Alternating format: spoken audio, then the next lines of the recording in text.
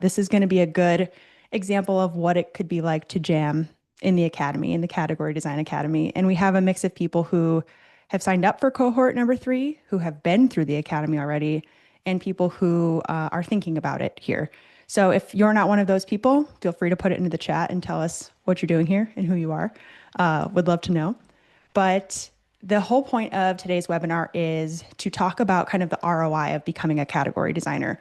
So we're going to frame this in kind of like why investing in category design is a skill that can pay for itself, the value of learning these skills, and then we're also going to kind of frame that and tie that back into the academy and what we can help you do to improve the ROI of the academy, to kind of think about this if you're considering the investment. But I'm going to hand it off to the pricing guru on the Category Pirates team, our unofficial official CFO, Eddie Yoon. Hey, everybody. And it should be well known that anything that I say about pricing, I've stolen from the OG Rafi Mohammed. So you should just go read his stuff anyway on top of that. But yeah, I think as Kat said, we're super psyched you're here. The primary goal is to try to help people see a credible path to making 10x on the Academy investment. It's pretty simple as that, right? And so um, some of you, it's not a guarantee, of course. Yeah, we actually think it'll be much higher than that. But we want to make sure that you see a path forward, that we see a path forward, because if neither of us see a path forward, you should keep your money. It's just simple and plain as that, right? And so, and then it's also going to be a proxy for what it's like to be in the academy. You're going to hear um, Christopher, Kat, Bree, and I do Christopher, Kat, Bree, and I things in each of our different unique ways. But some of this will be you getting off mute and telling us, are you an executive, an employee? Are you an entrepreneur? Like, give us some context.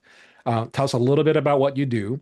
And then, kind of what needs to be true for you to see a path towards a 10x ROI, which would be 100 grand and, revenue, gross margin, income, however you want to play it. Um, and let us just kind of jam with you. We'll jam with you on one of 3 levers, just to make the math super simple. Is how you get to the ROI is going to be we get to new customers, your current customers spend more, or your price per unit of product, service, or whatever you opt, that goes higher. So we're going to see which of those 3 make the most sense.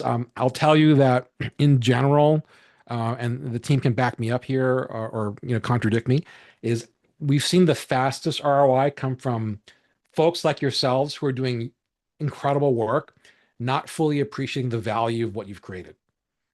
And therefore, the very first thing we're going to tell you is raise your price. And we've seen people do that 2, 3, 4x what they've charged. And they were like, I can't do this. And they do it. They're like, oh, not only did volume not go down, it went up as a result. And then, probably the next thing after that is getting your supers to spend more. And then the next thing after that will be how do you frame, name, and claim it so that you have way more demand for your services than you ever thought possible. So I'll leave it at that. Some of this will be a function of who here is willing to go first and kind of jam in public. The academy is a little like group therapy, so it's very different than individual therapy. So just keep that in mind, is that it may be a little bit uncomfortable to be vulnerable and share a bit, but that if you ask folks like Shannon, who is on, who was in the prior academy, there's as much, if not more value from your peers than from us.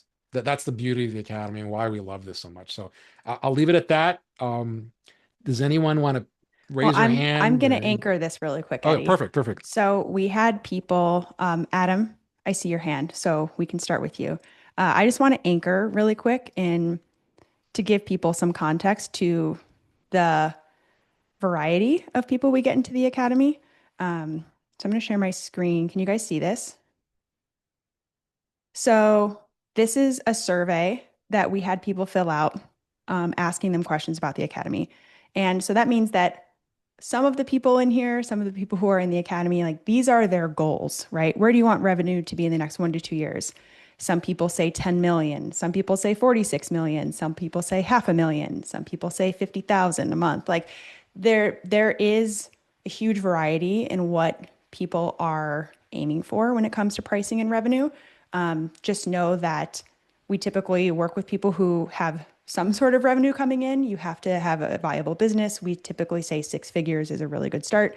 and we can help you go from there. And then just like a couple of bottlenecks, just to kind of see what, if you think you're alone, having more customers is a very common problem. So you're not alone in that.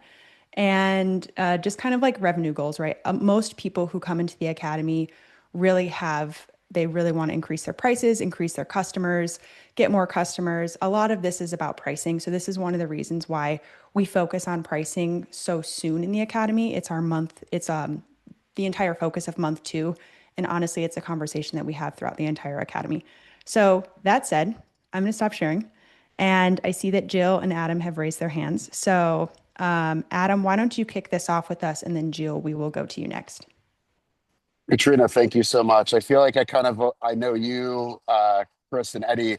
I actually did just a little bit of background. I actually did recently come off of Capitalist, so that was amazing, and I feel like I just got so much clarity just from first knowing about you from an awareness perspective, and then actually going through Creator Capitalist, and obviously that's why I'm here. I guess starting out with my background, is that the best way to start? Please. Okay, great. So I guess I can consider myself a knowledge worker. I work at Morgan Stanley. I work in internal audit within risk management. I've been doing this for probably around 12 to 15 years. Prior to that, I used to work at S&P within their audit function. So I have extensive background experience on the S&P 500 and all that fun stuff. So my initial trajectory, which honestly will just take a few years, given that I still have to increase my intellectual capital, is just within the, I guess, the financial stock um, kind of stock arena. That's still an area that I'm honestly very green in. So that's sort of, to be honest, like my high hard goal that I can kind of see down the road, similar to, I don't know if you've ever watched Billions, but similar to the character Wendy Rhodes, who's a uh, performance Great show. psychologist. That's really my ultimate aspiration. That being said, kind of where I am right now, I do have a business, and I got a lot of my training specializing in an area called flow science, really, which is really the optimal state of consciousness. So I am a performance coach, kind of specializing in neuroscience. So that was really kind of a big thing that I was really focusing on. And I think the biggest thing that I kind of think I got clarity on from what kind of Chris said was this whole concept that, you kind of have to get, is it really that you enjoy the process, or what are you actually solving? And I think that what I really kind of came down to from all this is that for a while, I really enjoyed this kind of concept of neuroscience. And yeah, it's something that I nerd out on and riff on with myself and maybe some other people, but it's not something that I was really able to convert into a profit. So kind of what I was, to be honest, where I kind of landed after Creator Capitalist was this whole concept of PIPs, performance improvement plans. Um, to be honest, giving a little bit of background, I actually used to be, I was on, to be fully transparent, I was on one at S&P, actually was able to get myself off of it. And then after that, for whatever reason, I then got my next job, which I thought was a leg up at Morgan Stanley. But that's kind of where I netted out, was that performance improvement. And on the back end of what I kind of learned, a lot of what I know in neuroscience and leadership can kind of be sort of that intellectual capital that can hopefully get someone out of a pit. Got it. So So, that's really me in a nutshell. perfect. Wendy Rhodes is a perfect analog for a picture for what you want to be. And then just so I understand it, are you niching down within financial services? And if so, what lane of financial services? Sure. So that at the moment though, I think I still just need to build that knowledge base. So I'm honestly not even there yet. But if I were to niche down, it would actually be within like risk decision making. So having the ability of choosing stock and having the ability of trusting your instinct, and then really But kind of in what going. context? In a wealth management side, in an M&A side, in a debt capital, like for Gotcha. whom would you be Wendy Rhodes to? Right. Gotcha. So that's honestly a valid questions. I honestly haven't considered that, and it's probably something that I need to think about. I haven't really Okay. thought about that And specifically. the business is launched. You're already in process of doing it. So I do have a business launched. The aspiration has not, that business segment has not. What I have launched, which I'll be honest, I have not gotten any clients, is really just in Yep. this area of peak performance coaching. So Got the it. two are kind of completely different.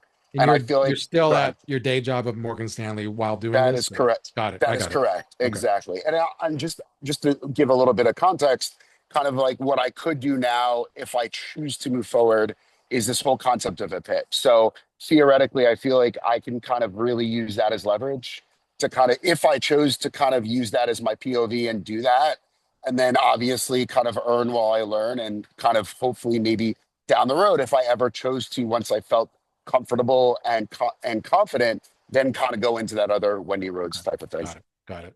All right. So I'll just keep jamming. And Christopher, Cat, Go everyone ahead. jump in when you have. So I would here's some homework that I would give to you is keep watching Billions. I mean tell you, watch a TV show that's a lot of fun because what if you really take that analogy all the way to the end, right? Wendy Rhodes is very successful, great character.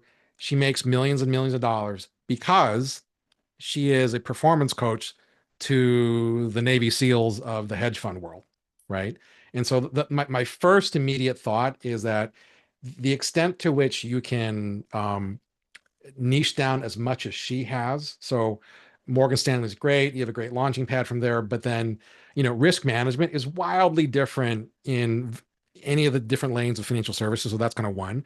The PIP thing is interesting. It's a clear marker, but I would suggest you pivot to.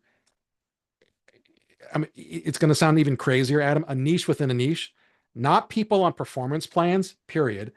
High performers on performance plans.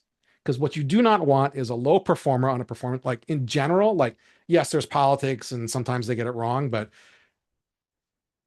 on the assumption that there's a reason why they're on a performance plan, that's not a path to success for you because they may be on their way out or whatever. So what you want is you know, somebody who is the diamond in the rough, has a lot of potential, doesn't quite, square peg round hole, maybe on the spectrum a little bit, who knows what it is, right? But like somebody who has a clear edge that like this person could be amazingly successful if they had a second pair of eyes of watching and understanding risk of blah blah blah, all the different kind of like so it's one of those like you got to hit your wagon to the right thing, number one, right? So I would niche within a niche.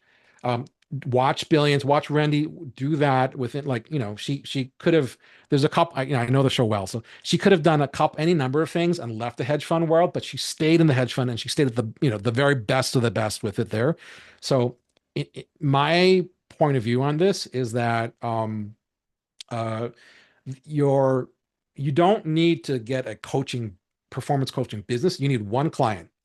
And what you need is that one client who is, and I've done this like when at my old firm, you would hire people, and you got people who are, they have the skill and the will and the fit, right? And they all this triple threat.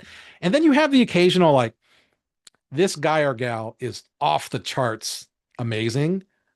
And they're either going to be incredibly successful or flame out. And I'm probably going to catch hell for advocating for them in the first place. And it's that's the type of person you probably need to be looking for because they could be massively like that high beta is going to be not only valuable for them, but valuable for the organization that you serve as well too. Because that's the other bit is that performance coaching in this context is a B to B to C value proposition. It's not just employees reaching out. It is employers saying, I got a wild one on my hands. I don't know what to do with them. I got to call Adam. Adam is the wild one whisperer type of like that's the kind of idea that we need to build out. And so my sense of that is you need to kind like watch the show, flip the niche, right? High performers within a PIP. And then thirdly, like just land the one that people are like, Adam, you're insane for taking out that person is way nuts. What are you doing? But you know that if you turn that person around, then word of mouth will spread like wildfire. So like that would be my dominant answer. Like, don't worry about the business, nail the one, get to a massive outcome that no one thought was possible. And then, word of mouth will naturally spread for that. And by the way, you will have extreme pricing power in that scenario. And that's the Uh, word. No, that's amazing. And just two quick things to that. Sometimes they always say like you regret making the mistake, and I'll be honest, I did everything that I probably shouldn't have done. What did I do? I still currently, as we speak, have a PR firm. So I've been in articles. I've been doing that, and I'm also part of Forbes Coaching Council. But what's interesting is after doing Creator Capitalist, and I'm actually a subscriber to your the category Pirates on Substack.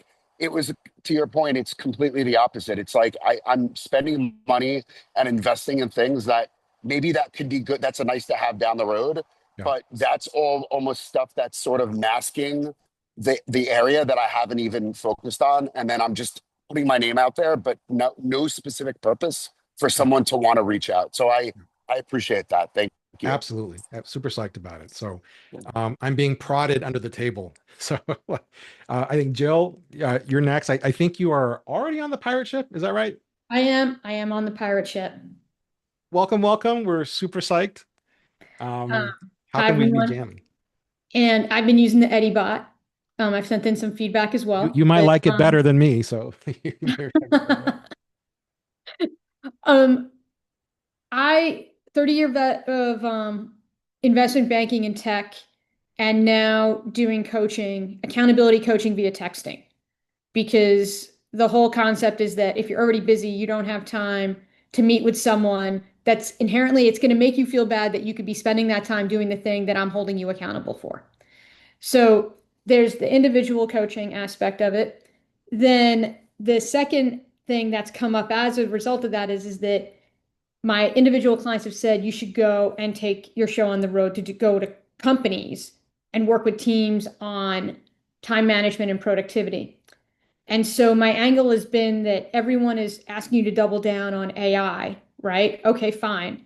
But you still need humans in the loop, and you still need to build that trust to maximize that productivity investment that you're going to get from your AI investments. Like if you don't have trust with the humans, the AI, you're setting money on fire with your AI investments. And so pricing to me has always been this black box.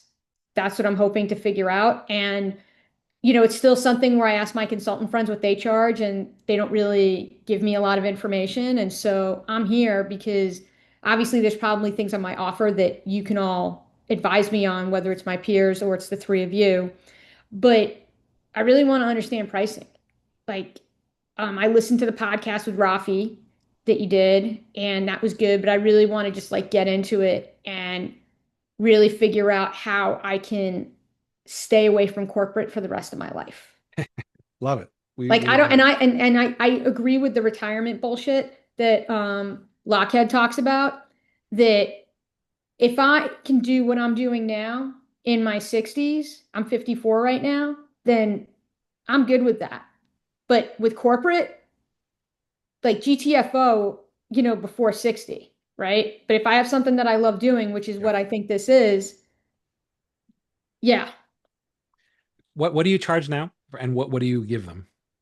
So my individual coaching, right? It depends on what they choose for 3 months, 6 months. The most popular package is a 6 month package. It's 4,500 bucks. And what it includes is a monthly check-in, live check-in, because I find that people, even with they don't want like weekly check-ins, but they want a monthly check-in, a live check-in to kind of like see if everything's going on. So that includes paid access to my Substack. It includes the monthly check-ins. It includes you get to submit questions to experts that I interview, like women 40 plus. So tomorrow I'm dropping an interview with a sleep psychologist. And so if you're a client, you get to submit questions in advance for that to get your questions answered. Um, so, but it's all bespoke coaching. It's all personalized coaching. So that's what Got I it. charge for the individual stuff. The corporate stuff, I'm kind of just like making it up as I'm going along, truthfully.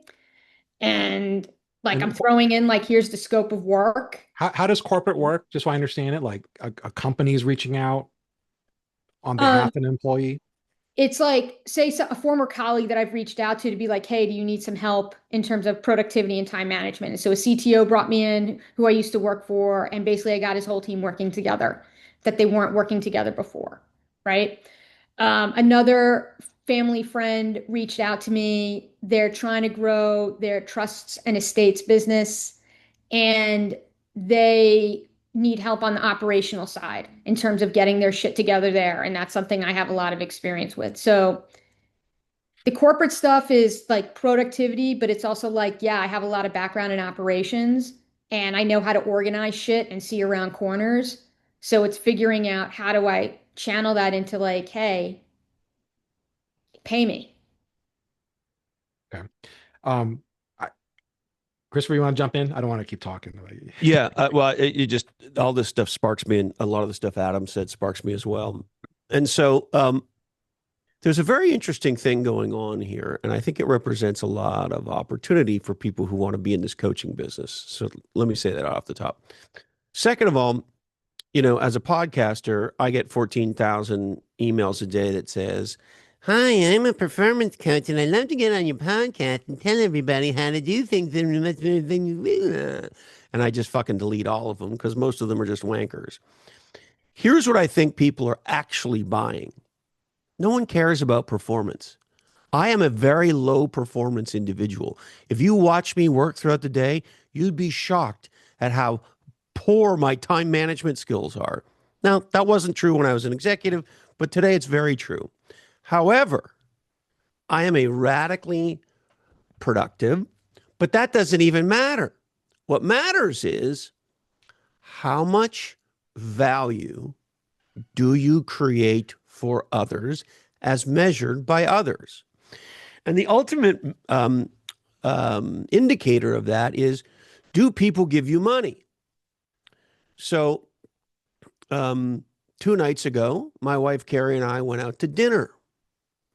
When you go out to dinner, what you're saying is, I value the food and the experience you're going to make and deliver to us more than my fucking money.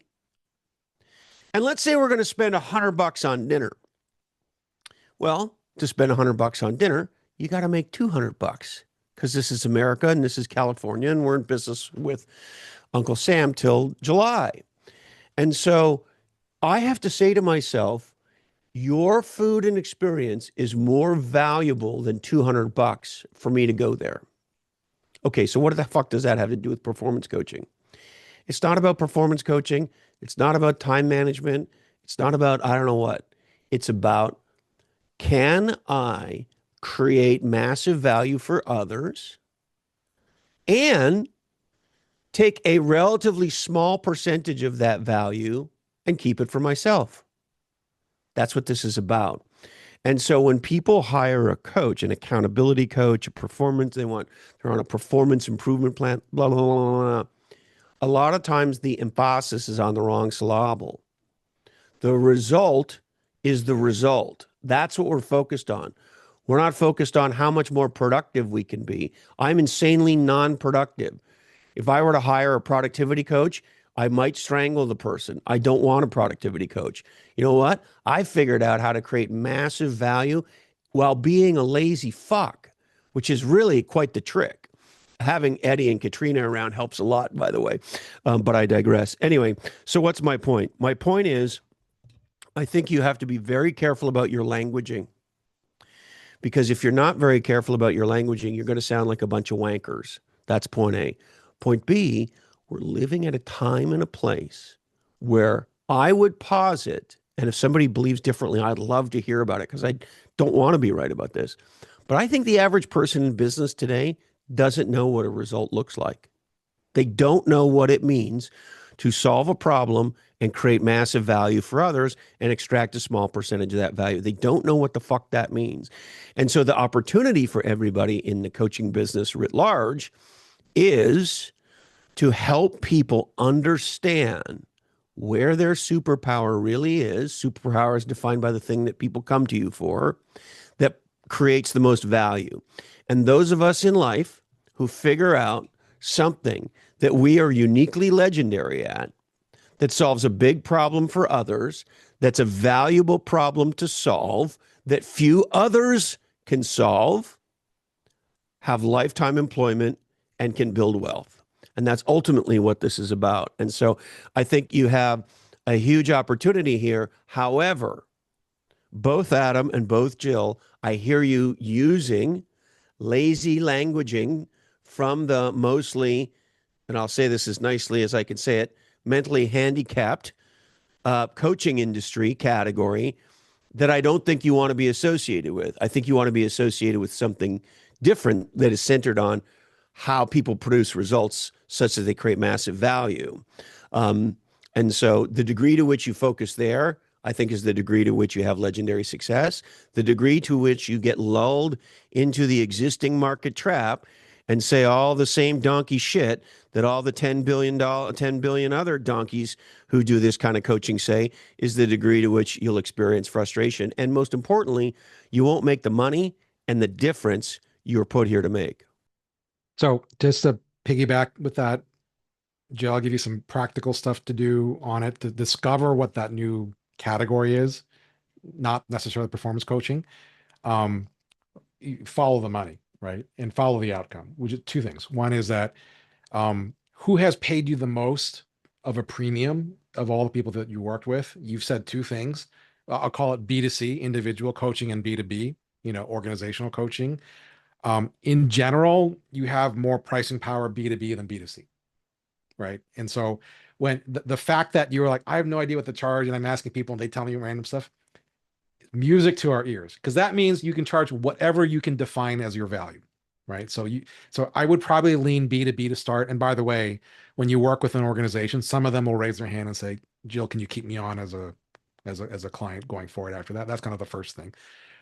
The second thing is, I don't know, you probably have some limitations of what you can and can't record, from a meeting perspective or your notes, but like looking back at your notes, look for the people for whom you have had the most transformational impact on their careers, lives, whatever else it is. Like the most extreme example of that, it's what we're going to spend the first month on.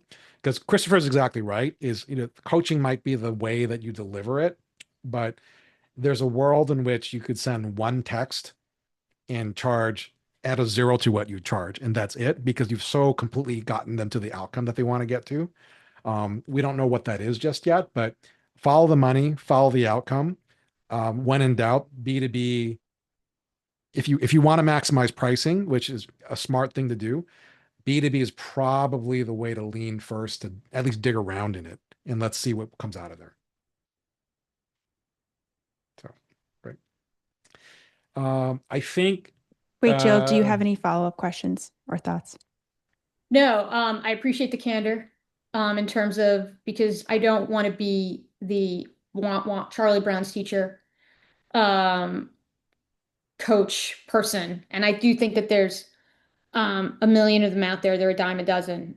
And so I do want to focus on figuring out the languaging. And in terms of the value, I do have some transcripts of some conversations that I've had that I can work with. I've posted some of them in the EddieBot to kind of play around with them and Perfect. everything. But yeah, and I think that if there's something that can help me hit the ground running when we start the course in a month, I'd love to know that as well. Yeah. Did you read our most recent or fairly recent category pirates on writing a legendary manifesto? It's in my bookmarks to read. So this is true for you, and I think it's true for everybody. And I'm, as I think many of you know, a dysphoclic. And so I have 5 or 6 learning differences, including dyslexia and dyscalculia. And so people told me I'd never be able to read or write. And I've written 15 #1 best-selling books. Go fuck all of them. However, that said, one of the reasons that I write is because of something Peter Drucker said towards the end of his career. He was asked why he kept writing and giving speeches well into his 90s. And he said, it's the only way I can know what I'm thinking. And so even when I'm working on a POV with a startup, I force myself to go write something with it, because it's in the writing and the speaking that it comes to life. And if it falls apart and you can't write it, then you don't have a POV. And so there's an interesting forcing function that a manifesto is. It forces you to rigorously confront and deal with what really is the fucking problem I solve. Why is that a different problem? Why is that problem valuable? For whom is it valuable? What makes me uniquely qualified to be the person to solve that problem for those kinds of people, et cetera, et cetera, et cetera. And what's the status quo that I stand against? Because category designers, our primary competitor, our only real competitor, is the way that it is. And in category design, of course, one of the things we learn is everything is the way that it is because somebody legendary like you changed the way that it was. And that sounds like a fun soundbite, and it is a fun soundbite. It's fun to say and fun to hear, and I encourage you to rip it off. It's more fun to think about because you look around the room you're in right now, and every single thing in that room, everything, down to the nails, is there because somebody saw the way that it was, aka the status quo, and said what the dude says in The Big Lebowski, this aggression will not stand, man, and they changed it. And we're now living in the future that they created for us. That's what legendary category designers do. And ultimately, Jill, that's what you're doing for people. You're helping them change their future such that they design a life of results at a level that they could not have imagined before. And the personal psychic reward they get for that and the financial reward they get for that is something they couldn't have imagined before. Thank you.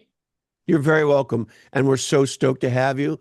And it looks like you got some kind of a piratey thing on your head right now, which I really like. It's just a scrunchie. But I do have my category pirates banner somewhere in here Nice. that I got to Fly dig your up. flag. I know I have the flag somewhere. I got to find mine's it. right here. And I have the know. poster. I will get it. I promise I will get it. Joe, we could not be more stoked to have you. And man, we're going to have a legendary fall into next year together. Thank you so much. Yeah, the scrunchie is to tame the Jufro. Well, I don't know how Christopher much has that problem too. Yeah, I just shaved my Jufro off. And I don't know if you follow me on social media, I but do. for what it's worth, and I've lost a lot as a result, I have been called, if not certainly one of the loudest Christian Zionists in Silicon Valley. And the anniversary that we are staring down right now pisses me off to no end. However, two things. A, I love what just happened. And what most people missed about what just happened, because it all gets twisted up in I love Trump or I hate Trump, virtually every Muslim country in the world signed on to the agreement. And so there is now an agreement that is signed on to throughout Middle East leadership with the U.S. and Israel, Saudi, Egypt, and many others saying this is exactly what we want. So it's all on Hamas now. And I can promise you, Jill, I will be a loud, proud, go fuck yourself Christian Zionist until the good Lord calls me home. I've seen that on social. Thank you. And by the way, in the last 24 months, since October 7th, I have invested in not one, but two Muslim startup founders. This is not about land, and this is not about religion. It's about good and evil, and that comes in all sizes and shapes. I love my Muslim friends. And don't fuck with me on Zionism. Something we will talk about from time to time in the Academy, for sure. There will be zebras. There will be zebras. The zebras pop up from time to time. But super excited to have you, Jill, and excited to jam with you. I think there's a couple people in the Academy who you'll really connect with, Jennifer being one of them. Another Jill being another one who she does something called, what was the language she landed on? Horizon design, horizon coaching. She basically works with CEOs and executives to help them kind of see the future that's coming so they can plan for it and prepare for it and get their teams ready. So you'll have to connect with her as well. I'll send that over separately. But Jay, I think you are up next. You want to come off of mute? Yeah, thank you. Appreciate the the chance here. So I've got a couple of things that I currently work on. First off, kind of my history is 20 years is like a marketing consultant. I've done work from home for the last 20 years, 2 decades. So when COVID hit, I was like right at home. It was great. Um, that said, this last January, I lost my last client, and with that, I lost like 70% of my income. And so I'm in a bit of a kind of a restarting mode here. Um, Somewhere sort of middle of last year, I started working with a bariatric surgeon, and I started working with her just doing marketing, SEO, email marketing, that kind of stuff for her. And we've grown her practice into she's one of the top 10 busiest bariatric surgeons in the country now. And one of the things I did for her is I developed like some CRM automations to kind of manage her patient pathways to get them from the moment they decide to get surgery until like through a very complicated insurance process of getting approved for surgery. And so then I tried to turn those automations into a product, and I've where I could sell it to additional bariatric surgeons and use that as kind of a lead magnet to also do marketing services for them, SEO, email, social media, that kind of stuff. And what I found is it is very complicated. The automations that I built for her do not work for the other surgeons, and so it's not really a viable product. It's more of it's going to be a service. And this all to me is kind of a bridge. It's not something that I love to do. It's just something that I see an opportunity doing. With that, I've struggled to like I've got 3 clients. Um, I've struggled to get adoption. They're very, very hesitant to buy anything. I think they've been taken advantage of by marketers from the moment they get out of med school. Um, and promising the world and delivering very little. So that's that. And I see it as kind of a bridge to this other thing that I'm doing, or is just a way to create income that will support the other thing that I'm doing, which, for the last 10 years, I've had a kind of a small YouTube channel. It's a hunting YouTube channel. And we just started off kind of filming hunts and it started to grow. And then we kind of turned that, or I at least have turned that as I've grown and aged and matured. And I've seen like some of these really big hunts where you go into parts of Alaska and these really far off places. And I've kind of adopted this term where I call them peak experiences. And so we've kind of started sharing that with our audience. And we've adopted the motto like die with memories, not dreams. And to turn these dreams that you have into like planned peak experiences. But with that, and that's what ideally I would like to do. But I struggle to figure out, okay, I don't know what problem that solves. I don't know how to come up with the languaging for that. I mean, I mean, I've put it into the category, the EddieBot, um, and my own chat GPT stuff and like just to try to reason through this and come up with a good solid plan. And I just haven't been able to figure that out or how I'm going to get paid. Like right now we sell merchandise and we get like brand sponsorships and stuff. And that's kind of the only thing that I've got. Um, like I don't know how to turn that into something that I actually get paid to do. Yeah. So this is where I'm at. Got it.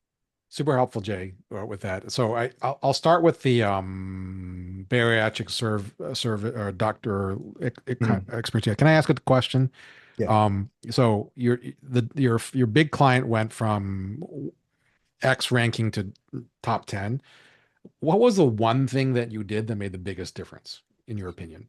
Well, for one, it part of that wasn't me. Part of that is just the fact that she's a phenomenal surgeon, Yep. and she is very, very active with Intuitive, the robot company. Mhm. Intuitive sends her all over, so that was part of it. But the biggest thing I did for her was building her an outstanding webpage, and then the SEO work. I got her right into the top 10 of bariatric surgeons in the Phoenix But market. why and how specifically did you do that beyond Um, the website and the SEO? why did I do it? Or why did the website and the SEO falter to that? So like when you say awesome website, like tell me more. I went hyper local. So the Say more about that. searches So the within searches that Phoenix, were deep yeah, dive. exactly. So the searches that we're targeting are very much a bariatric surgeon near me. It's people who, because I realized we're not going to get the informational searches that that, we're not going to outcompete Mayo Clinic and some of these large Yep. institutions for those informational searches. So at that point, these people already know about the surgeries. I focused on getting people who have already decided now they need to know who's going to do the surgery for them. And what was your, why'd they, so I get the near me. So was it just convenience that won the day, or why did they pick your client? Her reviews for one. The So we reviews. Okay. really Yeah. emphasized reviews, word of mouth from other patients. That has a lot to do with it. And then, okay. So she was excellent, has the intuitive parts, just great reviews. The tell so here's let's tease out correlation versus causation. So you have a website, you have SEO, that was obviously a major contributor to that, as well as her being awesome at what she does. But like, is it possible? So here's a hypothesis. Were you able to tap into a certain super geo, a local zip code within Phoenix that just had a wealth of people that were looking to get bariatric surgery? Did you find the magic words that got them to convert to her? Like, there's something missing. Like, I 100% believe all the story. I'm looking for the one kind of weird data that popped, and I'm not sure what that is, because once you solve for that, then you can solve, like, because totally get the other surgeons are skeptical. It's because we haven't kind of why 7 times until you get to the unrefutable truth that you uncovered with this. Like, so I'm doing that a little bit now. Like, what do you think it is? If accident, honestly, I think you're being, I think it's true. I think you're also being humble about it, but like, what, like, give me, I don't know Phoenix, what specific zip was the highest converting zip and why? I haven't looked at that.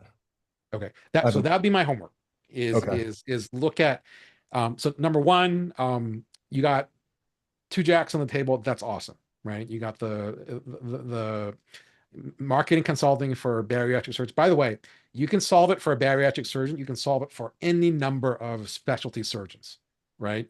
But the key is not bariatric surgery. The key is whatever we're picking at here. Like, I don't know what it is, but you crack the code. Let's go figure out why the code was cracked and how you can replicate it again. That's kind of one, right?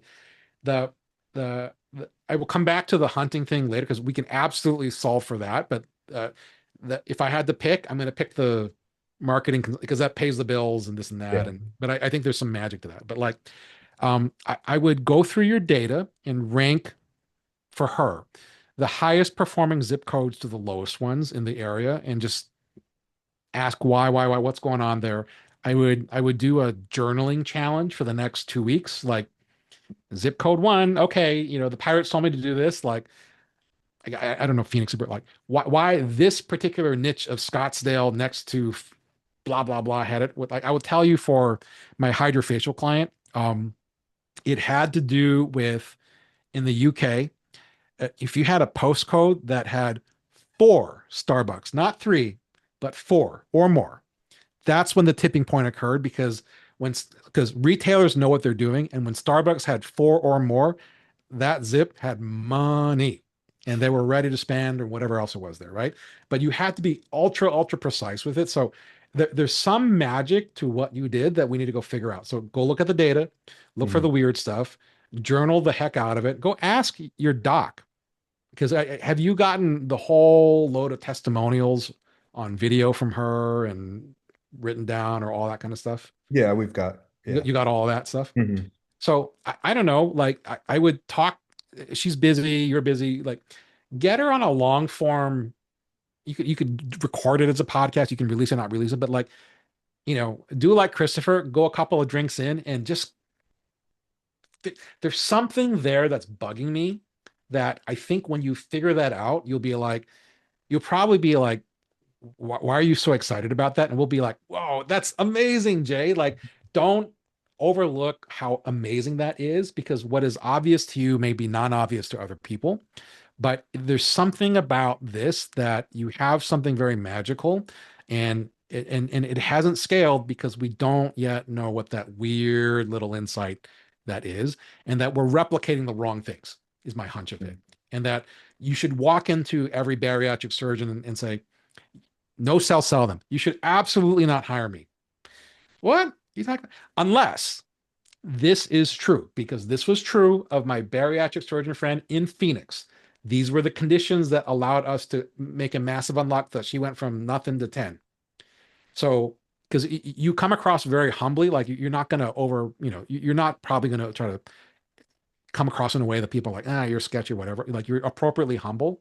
But we need to figure out what that one thing is, because once you have that, then you'll build trust of like, oh, Jay's not saying he's the Messiah. He's saying my conditions, my super geo might be the Messiah. Do I have that same situation? Yes or no? Mm. And you'll get people to self-select. I don't have that situation. Let's be friends and let's not do business. I do have that situation. Darn it, why haven't you started? Why aren't you letting me throw you money so that you can make me a top 10 person? Yeah. And then you figure out what surgery, what practice specialty is the closest analog to bariatric surgery. And then that'll kind of take your marketing consultancy from X to Y with it. And then we can figure out that playbook and how it'll apply to the hunting bit. So I'll leave that as a, Sure. to be continued there. But does this, I don't know if this is energizing or annoying to you. Like, do you also feel like there's a there that we haven't uncovered yet? Honestly, I don't know. I don't know, but I see what you're saying, and I think it's good to look for it. I definitely think it's good to look for it. Yeah. Ask ChatGPT or AI. Sometimes, like digging through data and digging through numbers, I let Eddie do that job, but I also let ChatGPT do that job. So Okay. sometimes if you just have like a set of questions, like what Eddie just recommended, and you dump a ton of stuff in there and you're like, what am I not seeing? Like, what are some of the weird patterns or correlations or any of these things? It might Mhm. be able to kind of help you parse it out and think through some questions. Okay. Okay. Thank you. Mhm. Happy So, hunting. so I got a couple of things for you, Jay, Okay. before we let you go.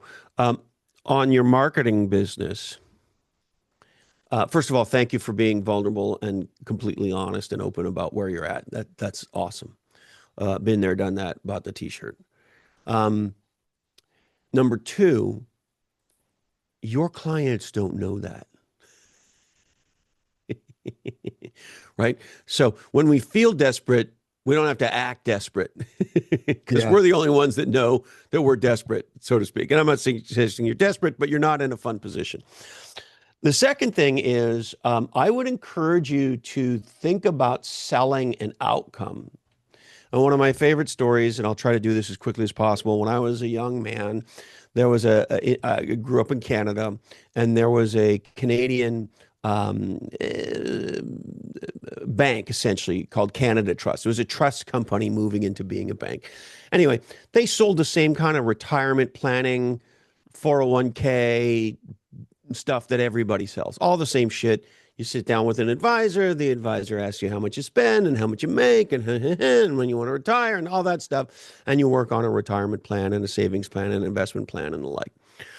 So they were looking for differentiation in a market with zero differentiation. They did something unheard of in that space. They launched a new product. At least that's what they called it. It wasn't a new product. It was exactly the same product. They wrapped a banner around it and they called it Freedom 55. And they showed these ads on TV with these really sexy looking 55-year-old people holding hands and making out on the beach and wearing swimsuits and looking sexy. And it was like Freedom 55 and all that, Freedom 55 and the sunset and the honey and Hawaii and all of it, right?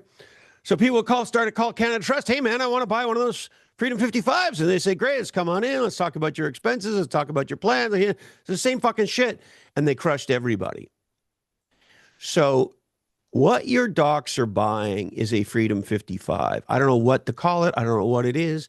But what I'm saying to you is if you, rather than saying, hey, I'm a marketing consultant, I can help you with SEO, I can help you with this, that, and the other, you said, hey, listen, Eddie doesn't call himself a marketing consultant. Eddie calls himself a growth expert, a growth consultant.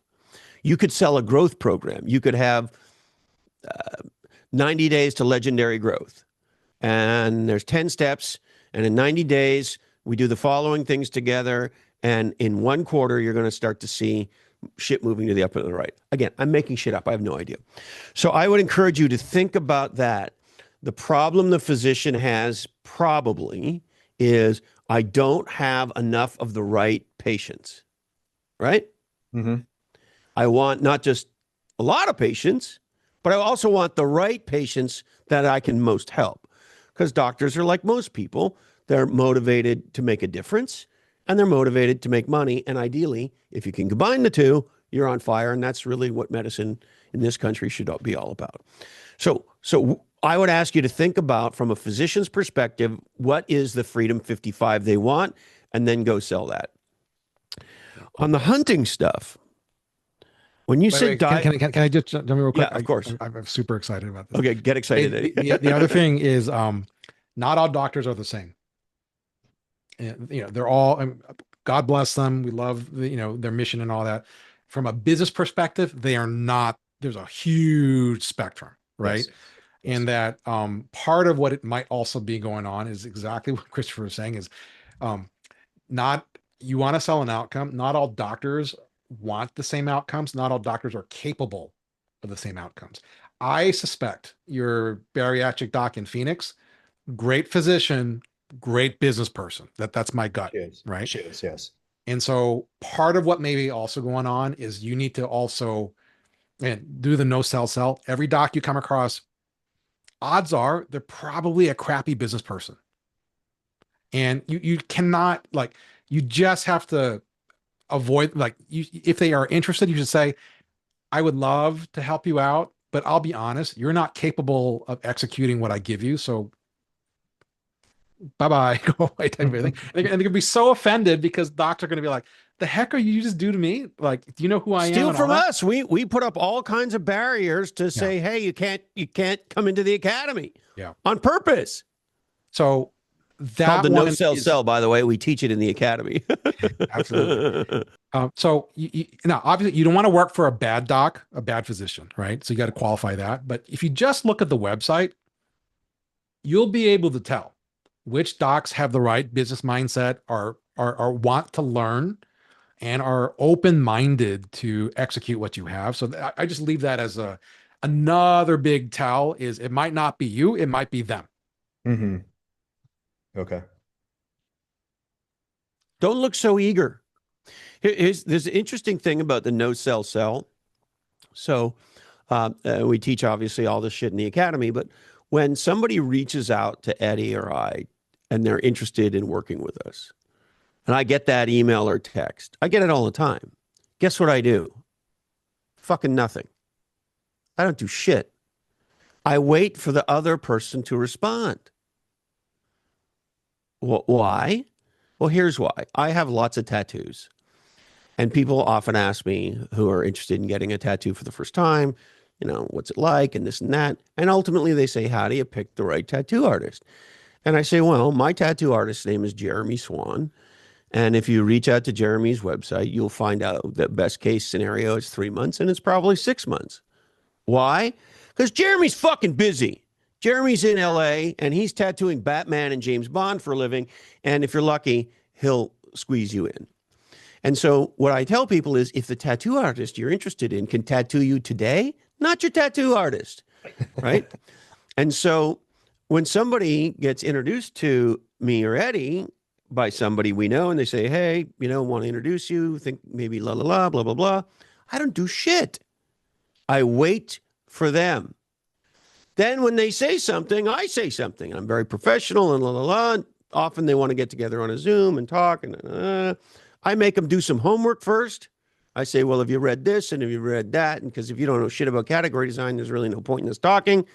That gets rid of 50% of them. And then when we meet, we have a nice conversation. I tell them in the conversation about the money, like right up front. This is what it's going to cost. And if you're going to have a heart attack about that, you need to have it now so that we don't waste each other's time. And then after that conversation, guess what I do, Jay? Fucking nothing. Absolutely fucking nothing.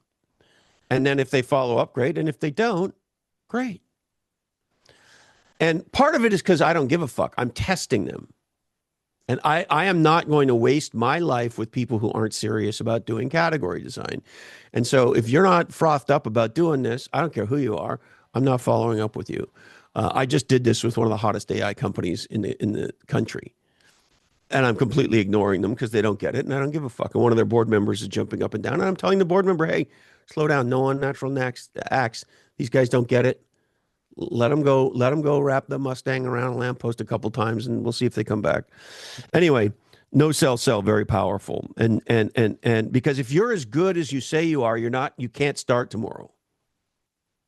Okay, now on the digital business, when you said die with memories, not dreams, that's called a point of view, dude. That's solving a massive problem. And I was looking, I believe it is the case, I'd have to look a little harder, but that the average American male does not make a friend past college. And we know we have a loneliness epidemic in our country, and it's higher amongst men than women. And there's a whole bunch of reasons we could get into about that. And so that's point A. Point B, women, and this is a radical overgeneralization, tend to have more face-to-face experiences. Women will get together for coffee or cougar juice, aka Chardonnay, and chat with each other for 3 hours. I mean, maybe I'm going to ask you out to have a couple beers, but probably not. Men tend to have not face-to-face experiences with each other, but shoulder to shoulder. Let's go do something. And then we talk when we're doing the thing. And so I'm not a hunter, but I have spent a lot of time in the backcountry. I got to believe a huge percentage of the joy is being in pristine, beautiful nature with your buddies, shoulder to shoulder, experiencing life together. And that's how men, again, stereotype, blah, blah, shoulder to shoulder experiences. Okay. Exactly. So, Jay, that's a huge problem you're solving for people. How do I, as a man, have more shoulder to shoulder experiences doing man shit? There's nothing more hunting than man shit with other men in a healthy, legendary, responsible way. Yeah, that's not golf. Fuck the outfits. I think golfers and cyclists are competing with each other for who can wear the dorkiest outfits. And both of them are. Cyclers win. Yeah, exactly. Both of them are over 50-year-old men. But I digress. Jay, the thing that also pops up, this is probably a business model question. Like, I think your YouTube channel is probably validation, and Christopher is exactly right. You're scratching a deep unmet need and itch. We'll talk about it, but the simple answer is probably YouTube's not enough. At the risk of being over prescriptive without knowing enough, a Substack plus YouTube plus Mighty Networks combo probably makes the most sense. Maybe you throw in a Delphi, a JBot like the EddieBot type of a thing that people can engage with. Now, don't do all of that at once. And I actually, if I up to me, I would wait until the doc thing is solved for. Okay. But you have proof of demand. You just need to like, as we've talked about this, I'm sure we've written about it, but at some level, Category Pirates is an attempt to fill in every price point between free $20 and $20 million for Christopher and I and Kat and everybody else and stuff. You probably need more price points for people to buy stuff from you at, is my guess, right? YouTube's free. You probably need a $20 offer. It could be a Substack thing. You might need a $200, $300, like the Pirate Eddie bot interaction. And it might be a 2000 a year Mighty community where dudes, hunters talk to each other about how they do. So that's cart before the horse, but you're onto something. You should be excited about it. To me, this is a business model question more so than an offer one. Okay. The other one is a side note. So Eddie, of course, beat me to it. It's weird sharing a brain with another dude. It's really weird. We're variations on a theme, big variations on the theme. But so I'm right with Eddie. The unlock will be community for this. Digital community first, but don't forget analog. So I have a friend named Tim Rode who's in the real estate business, and realtors, because they get beat up because essentially they're door-to-door salespeople pretty much. They have the shit kicked out of them. They need coaches, they need help, and they need support groups. So they have these things called masterminds. So he created his own mastermind. Well, from that, he then created his own men's networking community called Go Abundance. Check it out. Go Abundance, like the word abundance with the word go in front of it. It started off only for men. Now there's a women's Go Abundance and a family Go Abundance. And these crazy fucks get together a couple times a year and they go and have a lot of fun. They do a ski trip in the Rockies. They go do a fishing trip in Montana. They do these dude things, but it's a group of men who are committed to healthy, wealthy, and then I forget what the third one is, but the third one is around contribution to community and world, right? So I want to be healthy myself. I want to be wealthy and successful, and I want to make a difference in the world. And again, I don't know how they say it, but that's really what it's about. And all the plans and programs and coaching and subgroups and la la la la la. Okay, incredibly successful. They have thousands of members, and it started off with three buddies who were just creating their own personal support group. And I don't know what the numbers are now, but years ago, I knew that he and his two founders were making a fuck ton of money while other people ran this group and they basically got to go play. So anyway, what's my point? Connection, community, memories, not dreams. You're onto something very big here, Jay. And it might just be that all of the marketing skills you've learned for the last 20 years were training to help you go build that. Thank you. You got two exciting opportunities, Jay. Excited to jam on them more. I don't think are you part of the academy? And they're I don't more know. connected than you realize, Jay. That's what I'm trying to true. have you get. You don't have one thing here and one thing there. You have you doing two different use cases that are connected by the you-ness of it. Thank you. The Eunice. No, I'm not part of the academy yet. So Oh, I was going to wait until next year when my income was a little bit more stable. So nice. Well, we'd be happy Don't to wait. have you whenever you're ready. Yeah. don't wait. It's, We could create some kind of a payment program or whatever. Don't wait. We get love notes from people all the time. That this thing was more valuable than their we can get you MBA. an outcome on the medical side very quickly. okay. That'd be the only pitch. Yeah. Anna, you are up next. And then, oh, by the way, what you'll end up doing is what Danny Bauer did, which is he ripped off everything we do in his space, including our logos and colors, and he just ripped off our whole thing, and he's on fire. How much has Danny increased his business? Do we know? Over six figures, I think, on his academy. Yeah, but I think he more than doubled his business with his academy. Yeah. And we encourage the ripping off. That's why you're here. It's called teaching. Hi, Anna. Hi, Christopher. So Hi, nice to see everybody. you. Nice to see you. Big Speaking fan. of Jews I love. Yeah. Yeah. I have been a big fan for a long time, and I don't want to take up too much time because I know we're going over, but I've had my company for over 5 years now.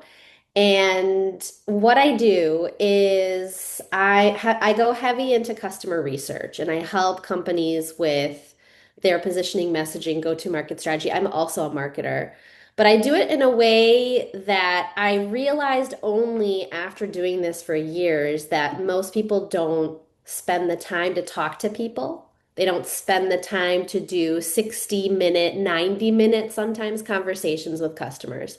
And so that's what I do. And I found that I'm pretty good at figuring out like what questions to ask and then figuring out what's the meaning behind what they're saying and turning that into business strategy insights. And so that's the work that I do. 2020, 2021 was amazing for me. A lot of early stage startups. I was like, that's who I'm going after. Early stage startups, that's where the money's at. After that, 2022, 2023, 2024, this year, it's kind of been waves. Like sometimes there's a bunch and I'm like, where'd you come from? And then sometimes there's nobody and it's crickets. One thing that's interesting is the companies I started to work with more so now, they're more upmarket. So instead of working directly with founders that find me to do this work, and oftentimes they need to be marketing minded themselves, and I just don't have the time or the energy to convince founders that marketing is important and this stuff is important. Now, what I'm finding is like the marketing teams, the VP of marketing is coming to me. It's a larger company. So instead of 20 people, it's 100 people, 120 person company. It's still the same work, but now the problem is they need my help to pull out, to have those conversations. They don't have time, pull out the insights, create, make some meaning from it, and then figure out what's the action plan. What do we do with this meaning? Yeah. And so that's been interesting to figure that out over the past year. Can I ask you, what do you charge how do you charge? It's been all over the place. I was charging, probably undercharging myself a bunch in when I first started. I was so it's been all over. Typically it's like a retainer model, 3,500, 4,500 a month, typically 6 months I work with them. I used to just hand off my stuff and say, here you go, here are the insights, here's, the messaging. Bye. Now I'm more of like I stick with them and I'm Yeah. like, who you guys need to follow this plan. Okay. Otherwise, it's just not going to have an effect. And so I've been doing that this year and it's actually Good. impacted growth And then how for many companies. clients can you take on at a given time? Just given the bandwidth. Yeah, so I can take on like not a lot in this capacity, but if I stagger the research with the Yeah. strategy deliverables, right, I can take on more, but it's typically like three at a Three time, clients. like Okay. yeah, two, And three then at a how time. many customer interviews are you doing per project client type thing? Typically 8 to 10. 8 to 10. Okay. Great. So I have again, uninformed opinions about this, but I have some data points for you, Anna, which is great. There's a dude named Bob Moesta. Yeah, I had him on my Oh, podcast. you know He's him. Okay, awesome. great. Yeah. Did he tell you how much he charges per interview? No, but I know. So that's the other thing. I've talked to other Yeah.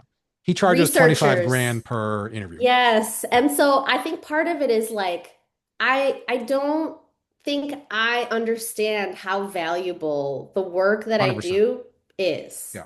And I don't So, charge enough and I'm having yeah, a problem with selling like this is going to be $50,000. Well, first of all, yeah, early stage startups like they don't have that. So goodbye. yeah, But I should have probably been doing that 4 years ago. right. And then I would have had, yeah, go ahead. Well, no, but it's you are so I think super excited to talk about this. So, couple things. One is Christopher's exactly right. Raise pricing, raise pricing, raise pricing. Now, how do you do that, right? Is so Bob is on the high end of like, 25 grand is about what, Christopher and I would charge for a speech. And so we know those price points well and this and that, right? Um, and he's done a great job, but he's still charging for time. That's kind of one, right? Charging for a deliverable, which you're starting to get to, which in more of the, I do the customer work, but then I help you stick to it to actually put into action. That's a different thing. And Christopher's exactly right. You want to charge for an outcome by taking equity. Now, there's a bit of a bridge to get all the way there, right? Because as the way that Christopher does it is great, but on the assumption that you want some cash coming into the door, like let's talk about how do you get a progression as to how you get there. So the first thing is uh, uh, for sure in the near term, the benefit that you got is the blessing in disguise is bigger clients. Pricing, number one, as the Pirates will tell you, everything we value, you've been taught to value, right? But pricing is largely a function of the size of company within consulting. And that the larger the company, the bigger the budget, the more you can charge, the more they expect to be charged with it, right? So some of it is you probably just need to, it's going to sound weird. You can price discriminate by if a startup comes by, maybe 5 grand a month is what they can afford. A mid-sized company, we're talking to a VP, 50 grand, easily what they can afford. if you're talking to a Fortune 100 company, they, McKinsey charges a million bucks a month plus on that front. Like, so the Yeah. spectrum is really quite wide on that. And the good news is that it's more a function of them than it is you. Now, the bigger they are, you more have to live into that. So that's part of the issue that we're sensing, is that how do you get comfortable adding a zero to your prices? That's kind of, and we'll talk about how Yeah. you. The other thing I want to mention is I think the problems that the larger companies have are more than just, hey, we're looking for meaning, we're looking for insights, and Yes. then acting. They also have to corral the team then. How do Yes. I get everybody marching to the same messaging? How do we do that? That's hard. So help us do that. So I think charging more makes sense because that's hard work, you know? Yeah. Now, charging more for sure makes sense. And then what you're describing is the large company syndrome of the bigger they get, the less the truth and insight and aha matters, and the more the politics and the revenue prevention department and getting the Zeds out of all that stuff is a play, right? So if you look at our content on strategy therapy, the whole premise of it is how can you get everyone on the same page if you don't have your strategy on a page? So so one, you should be charging more for your time, the larger the company that gets. That's kind of one, right? Two is you should be charging for a deliverable, like, yeah, I'm going to do this work, but I'm going to give you the strategy on one page, the blank on one page. Yeah, the work will be behind it, but it's a one page That's the deliverable. hardest thing, by the way, for people It's to the get it hardest thing. on one Yeah. page. Yes. Yes. It's Okay. the Yeah. hardest thing. And, thanks to Chat GPT, the Eddie, Sell all one becomes easier. page strategies. Yeah. So Sell them. The headline. How that's can the we all second get one. on the same page if there's no fucking page? Yeah. The third one that I would look at is, again, as Christopher said, rip off what we do. You should create an Anna bot using Delphi and everything else like that. Or it doesn't have to be an Anna bot, but the People are ability. doing this. Like I'm talking to someone that has created this bot. It's not called the Anabot, it's like their bot. Yeah. But people are doing this stuff. Yeah. And the beauty of it is, so the way that it could work, right, is how many interviews have you done in the last year? Just ballpark. Uh, I don't know. 30, Hundreds? 40, 40? 40. And Yeah. then since 2020, how many would that be? Hundreds. Hundreds. And then you have these all transcribed, I'm sure, or anything like that. Yes. Yes, I do. Uh, Like different tools, yeah. but yeah. So the third thing that you could do that you could use to either justify a higher price per time and make the work of doing one page a lot simpler, right? Is to build your own Delphi bot where you have uploaded all hundreds and hundreds of your interviews and that you've trained it to think like you. We've written a bunch about this, I think, right, Kat? But like, upload the interviews, upload your output, and say, this output came from that. How did I get there? What do you observe? Create me a template. So the work should become easier for you as a result. And then you have one of two options, is that one, you're going to increase pricing probably pretty dramatically, adding a zero, if not multiplying it 2, 3, 4 times or whatever. The second one is you have something new to sell that can be an annuity revenue, like, hey, you're going to work with me, you're going to get the Anabot, and it gets smarter the more of this that I do, and blah blah blah with it. And that can be a money that you make in your sleep.